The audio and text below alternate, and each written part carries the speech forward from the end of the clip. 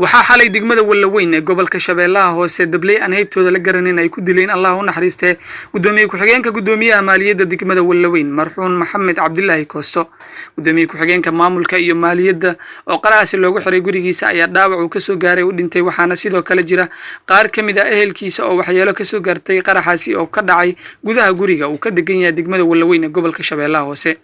waxaana dhaawacyadooda la geeyay isbitaalka degmada waxaana haatan ay yihiin kuwa soo hagaagaya xaaladooda inkastoo laga deerinayo xaaladda dhaawacyada caruurta ee u dhalay marxuumka ee ku sugan xerada Balidoogle oo hadda loo qaaday magaalada Muqdisho Allah u naxariistay marxuumka oo maanta lagu aasay degmada Wallaweyn ayaa waxa goobjoog ka ah mas'uuliyiinta maamulka degmada odayaal dhaqameed iyo ehelada marxuumka waxaana dhammaantood sheegeen in gacan ka aqdaran ay dishay marxuumka Allahna ugu bariyay inuu jannada geeyo sidoo kale dhaawacyadana uu u bogsiyo إنا لله وإنا إليه راجعون كل نفس ذائقة الموت يا إلهي نديه كل تبسيط اسم عربية ما يروقنا قبورتي اللي كدوجاي قدومي كحجين كي لغالها الدجمد واللوين محمد عبد الله عمر كوستو إلهي نحرس لنا كل قاعد حق درن يبدلي لما أمد المسلمين تا ما إن شاء أنا إن جيج وقت شيء إنتان ضاف فدني وقت شيء إنتان كأجيو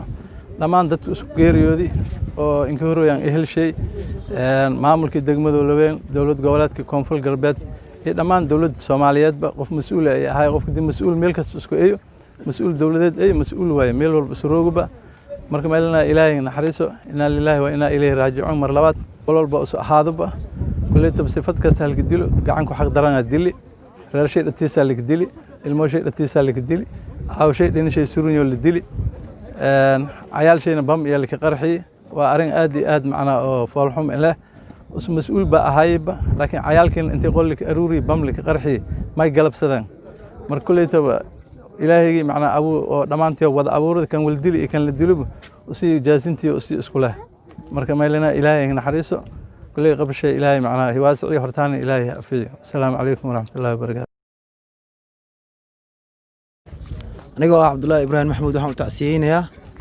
محمد عبد الله كوستو إذا جاء أجلها لا يستأخرون ساعة ولا يستقدمون وقتي ساقلي أنتي ولا رأه وعلى شيء كبكة إسكع فيها أنا ما أنت واقصة وكل حواجي سال أسطوريا إلهي أنت وكبح صبر إيمان الله كسيو عرورتي ماشي وحكسو قارن إقرابتي وحكسو قارن إلهي أجنا بوقته هذا الله ضيو إلهي عفمات هسيو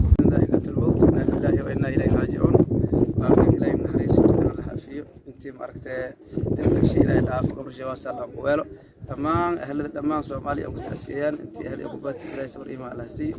ولي أسد في أولادي إلهي بركة إن شاء الله كل دافع عام إن شاء الله إنا لله وإنا إليه راجعون إنا لله وإنا إليه راجعون الله إن حريسته محمد عبد الله كوستو كعنكو حق درنا دلي إن شاء الله قبرش إلهي واسع عنكو لك قرطان إلهي عافية جنة الفردوس إلهي كورابية كوبي دنك عنك حق درنا دلي كل إن شاء الله كل أول مرنتي أنا كل إله كجازية غير شيء كجرو المشي كده حجرو والبنقلب سنة وأصل الدلي تاس هذا أنكحنا دي إنه بالشدة الولوين كل قبل شيء إله واسع ورطنا إله عافية السلام عليكم ورحمة الله وبركاته dhanka kale wasiirka wasaaradda arrimaha gudaha Koonfur Galbeed iyo gudoomiyaha gobolka Shabeellaha Hoose ayaa ka tacsiyeeyay dilka loo geystay Allah u naxariistay gudoomiye ku-xigeenka maamulka iyo maaliyadda degmada oo xalay lagu dilay degmada Wallaweyn Cabdi Qani Maxamed Xasan telefishinka Koonfur Galbeed Wallaweyn